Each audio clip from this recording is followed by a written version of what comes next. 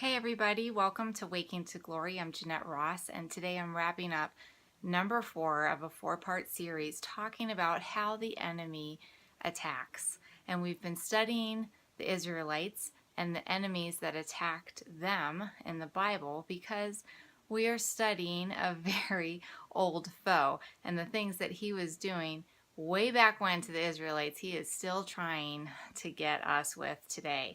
And so by studying, we can be prepared and ready to fight, and hopefully in some cases even bypass, and when we see something coming, just step aside and say, oh no, I'm not falling for that trap today.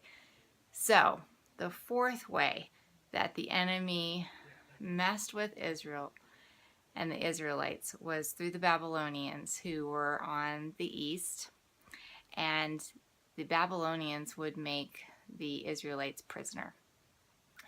They would take them into captivity. They would separate the Israelites. They would go through and find the strong and put them to work and run them ragged and make them weary. And they would leave behind the weak and the young. And see, when I look at that, I think, man, the enemy does the same things today. He tries to wear down those that are strong and leading, and he definitely tries to separate all of us so that the strong can't help the weak and the young certainly are not going to benefit from the strength of those that are strong if we're all separated. So how can we guard ourselves from these strategies? Well, let's talk about getting worn down in our strength. So one thing that the enemy will try to do is take our very good intentions and our heart to do good things for the Lord and run us ragged in being productive. So we're just doing so much and we're pouring out so much and finding ourselves so busy in the kingdom activities of helping other people that we're not spending time receiving from the Lord ourselves. And the enemy will try to get us to our well to be dry, because he knows a dry well cannot pour out very much living water. So it's important, if we're in leadership roles and areas that we're leading people, that we're not just pouring out to people, but that we're spending time and valuing getting fed from the Lord ourselves, and we're taking time to just tuck away with the Lord. And even beyond that, just in our day-to-day and everything that we're doing, that we're staying connected and aware of God's presence connected to us, because he's always there, right? He's always connected to us, but we're not always aware. So if we're opening our heart to the Lord and aware and inviting him in and making receiving from him part of a daily lifestyle, then we're getting poured into and we're getting fed and we're engaging in worship and we're receiving love from the Father, and all of those things are filling us and refreshing us, and so that we have love from the Father that we're experiencing, and then we have love to give to other people and can lead from a healthy place.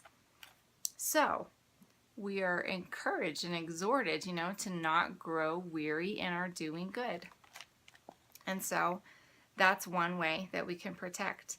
The other way is by not saying yes to every opportunity that comes our way. If you're doing well and you're feeling strong in the Lord, you're going to get lots of opportunities to do lots of good. And we can wear ourselves out and spread ourselves so thin by saying yes to everything. A leader once told me, there's so many good things, but you need to make sure that you're taking time for the great thing, which is spending time with the Lord yourself, which we've already talked about. But we can get really busy doing those good things too. And there's so many good things that can be done. But you need to find the things that God is wanting you to do and to have your hands on in the season that you're in. And so as leaders, we want to make sure that our yes is our yes and our no is our no, and that what we're saying yes to, that we're following through with whatever commitment needs to be there, of course. So that's why it's super important that we're just asking Lord, is this something for me? And then realizing that if you step into a role that you're really not supposed to be doing, that means you're taking that experience and that opportunity for somebody else to experience the joy in doing that good thing. You're robbing them of that opportunity. So, and if nobody steps up to do it when you say no, then it probably wasn't supposed to happen. So, or at least people need to see, ooh, there's a huge gap in there, and really figure out, is this something I could be doing? So don't just say yes to everything. Don't spread yourself thin. Make sure that the things that you're doing are the things God's wanting you to do in that season. And then for us that are following leaders, and we're all following somebody, even if we are leading, we should be in positions with people where we're still being led by somebody else. And so when we are in those roles, Hebrews actually has some good, helpful tips on how to be a helpful follower. And so Hebrews 13:17 goes through and gives us a couple things. Number one, it says to have confidence in your leaders. Now, what's interesting is sometimes that leader has not proven himself. So you don't know if you can have confidence in them because they haven't really led, and you don't know if they're going to do it right or do it well. Maybe they've been leading, but you're new to being part of that group of believers, and you don't have a history with this person and know that they've led well. So it's hard for you to have confidence because you don't have any history with that person. There's lots of things. Maybe that leader has messed up. Maybe they've led well, but then they had a misstep with something and they had to repent and ask for forgiveness, and now everybody's moving forward from that. And so it's natural to have some hesitations. But I've discovered that the kingdom is not like the world. The world wants people to be able to prove themselves and then they can get backing. But God asks us to extend things to people before they are deserving of it and before they've proved themselves. And so here in Hebrews, we're being encouraged to have confidence in our leaders. And sometimes that might not be easy on our flesh. But God is saying, look, part of the characteristic of love is to believe in people and to hope in people. And so, as followers, He's asking us, have confidence in your leaders. Believe in them, even before sometimes they've proved themselves or even when they've messed up.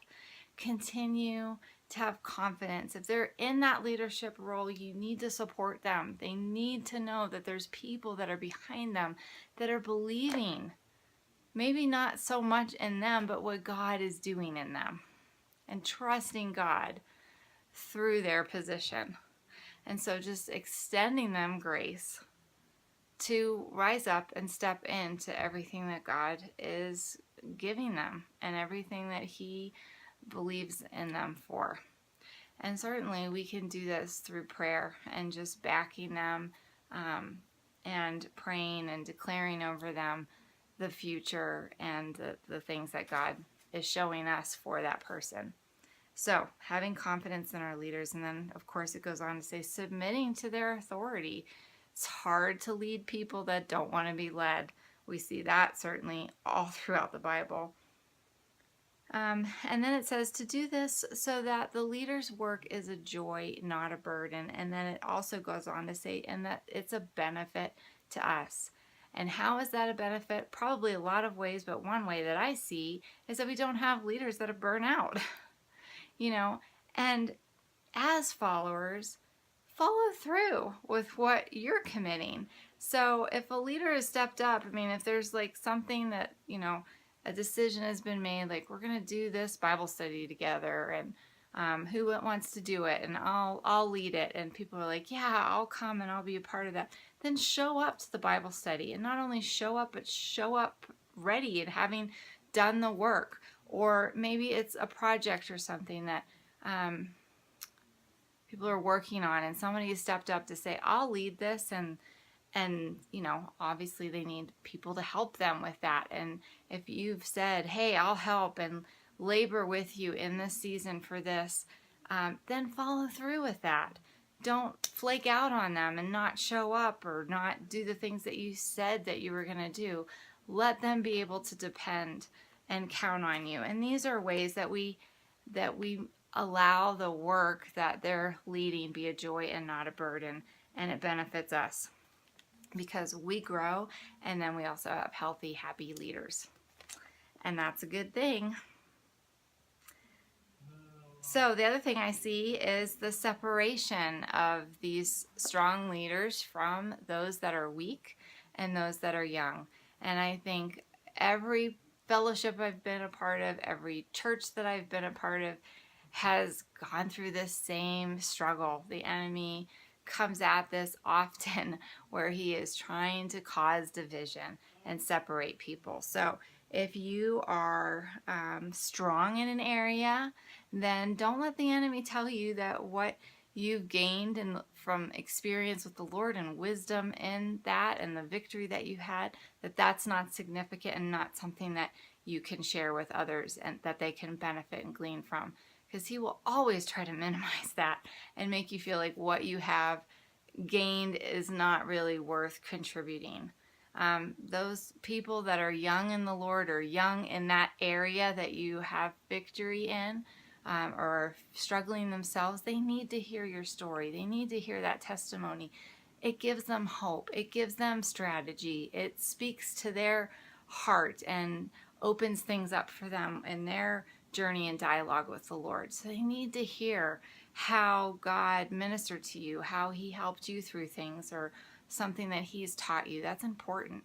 And then if you're on the other side of it and you're young in something, or you're feeling weak, if you're struggling with something, be vulnerable and let people know so you can get help. And even if they're not the ones to help you, they might be able to connect you to somebody who has. They might say, oh, so-and-so has gone through something very similar, and let me connect you so you guys can talk, because they'll be able to give you insight that I can't. But had you not opened up and told somebody about what you were struggling with, you might not have never been connected to that person.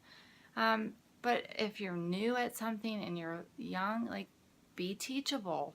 Don't think I just need to figure this out on my own. No, God meant for us to be together. And often when we're weak or we're new with something, the enemy will try to make us feel like we're this lone person and we're all isolated and nobody really wants to help us. No one can totally understand what we're going through. And all of these things will go through our minds. But you just need to put that stuff aside and risk being vulnerable and getting help, because that's the way partly that we're going to grow. I think sometimes what we need, God hides within another person, and he will withhold giving the answer just himself directly to us, because he wants us to. Community is so important, and fellowship is so important, and unity among each other is so important, that he will hide answers and the breakthrough or things that we need within another person. And if we don't connect and we don't fellowship, then we miss out on getting that. And so wherever you are, if you're strong in an area, and we have to realize nobody has it all figured out. We all have stuff that we're rocking and we're doing well, or we've come through and we've weathered the storm with the Lord. And we have things to give, but then there's other areas that we're still battling, we're still figuring out. And so it's almost like this puzzle or something, like getting connected to the right people, and Holy Spirit will help us and connect us to the right people if we're open to being connected. So that's the big thing. Don't let the enemy separate us, and make sure that you're engaging with people, that you're you're immersing yourself into fellowship with people. So finding other believers, and they don't have to have it all figured out, but there'll be areas that you can benefit from, and there'll be areas that you can give and help other people. Okay, that's it for today.